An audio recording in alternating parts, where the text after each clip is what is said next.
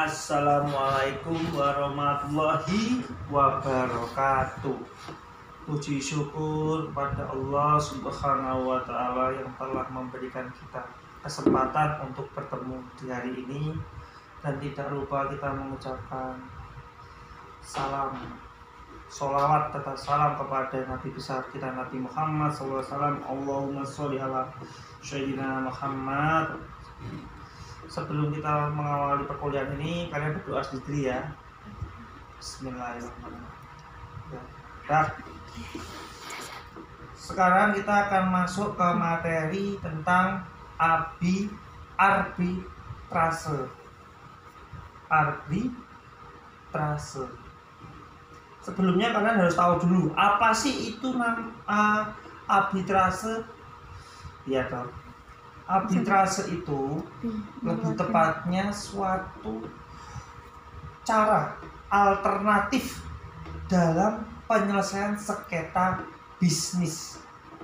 Sengketa bisnis.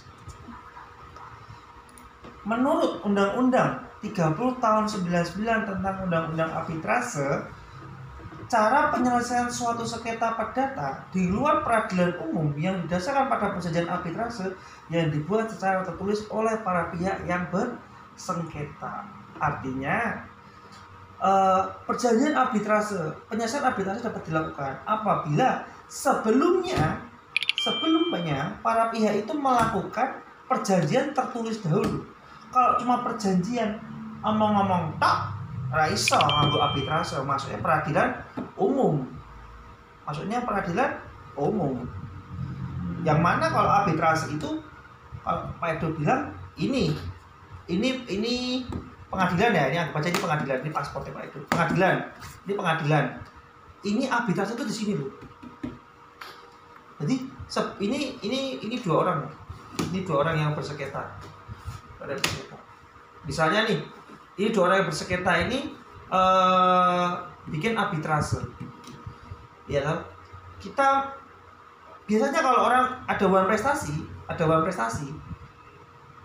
ada pihak yang dirugikan, mereka akan minta tuntutan itu atas tuntutan yang mereka buat sepakati. Nah, kalau nggak ada arbitrase, mereka langsung masuk ke peradilan umum atau pengadilan negeri, yang mana biayanya mahal, yang kedua waktunya lama, kayak gitu loh. Tapi kalau arbitrase ini cepat. Lembaga arbitrase itu cepat. Gitu ya, paham ya? Nah, itu contoh. Itu maksudnya pengertian dari arbitrase itu seperti itu. Terus, menurut Subekti tokoh seperti penyelesaian atau pemutusan sengketa oleh seorang hakim atau para hakim berdasarkan persetujuan bahwa para pihak akan tunduk atau menaati keputusan yang diberikan oleh hakim yang mereka pilih. Itu menurut Subekti. Jadi dalam peradilan arbitrase itu ada hakimnya juga, ada yang menengahi juga. Berarti putusannya apa? Para pihak harus sepakat dan manut. Seperti itu ya. Terus lanjut. Terus lagi ya. Pihak-pihak yang terlibat dalam arbitrase. Pak Edo mau bahas dulu tentang ini. Tujuan arbitrase. Masuk angin, sorry.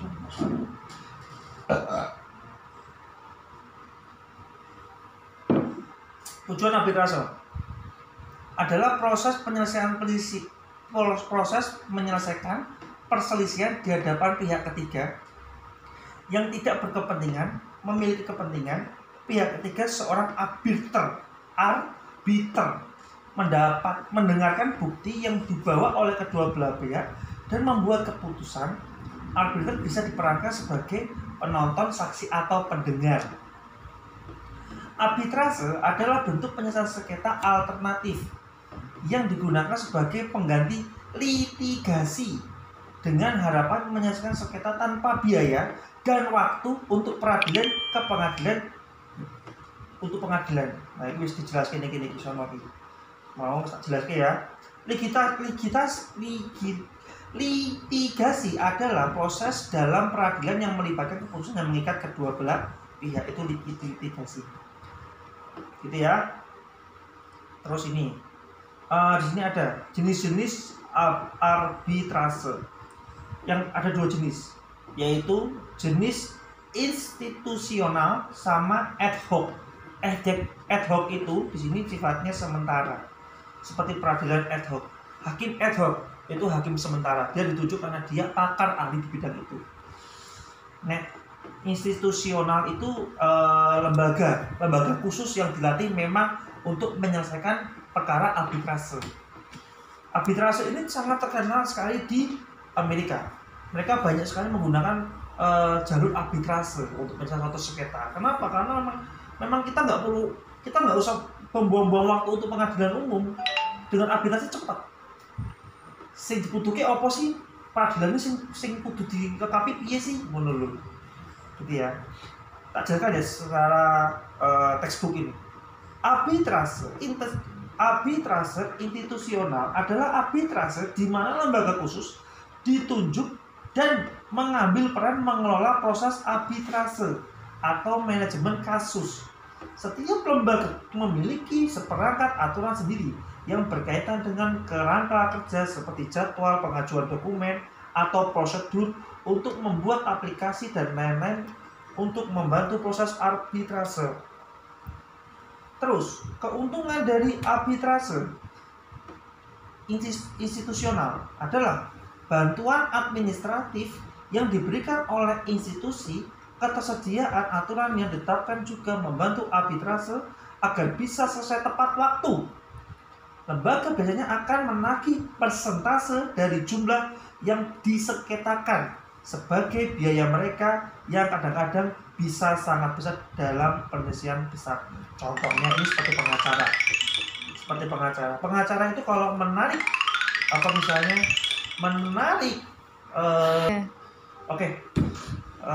tadi contoh sebelumnya ya.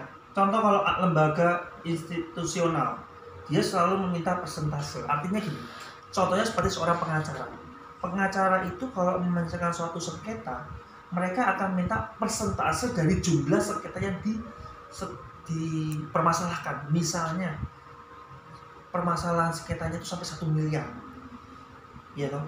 Pengacara itu pasti minta sekitar ya 20-30% dari 1 miliar, seperti itu. Jadi makanya memang tergolong cepat penyelesaiannya, tapi ya biaya juga membengkak besar.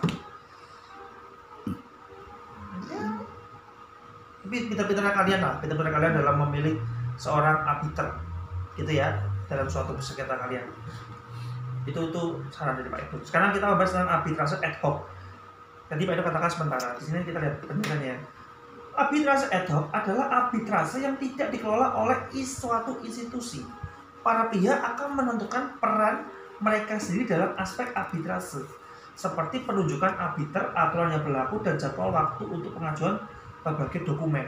Tanpa lembaga pengelolaan, para pihak dalam arbitrase ad hoc bebas untuk menggunakan prosedur pilihan mereka. Dalam kasus di mana tidak ada aturan prosedural yang disepakati, majelis arbitrase akan mengelola arbitrase dengan cara yang dianggap sesuai. Arbitrase ad hoc juga dapat diubah menjadi arbitrase institusional jika pihak mereka merasa memerlukan bantuan dari lembaga khusus untuk menangani kasus ini dari beberapa hal, gitu ya. Terus kita kembali lagi ke slide. Pihak-pihak yang terlibat dalam arbitrase, pemohon, termohon, arbiter. Ya sedikit. Pihak-pihak yang terlibat dalam arbitrase itu ada 3: pemohon, termohon, sama arbiter. Arbiter itu apa? Yaitu yang tadi yang menengahi. Misalnya tadi ini pemohon, ini termohon, tengahnya arbiter. Dia yang menengahi pemohon.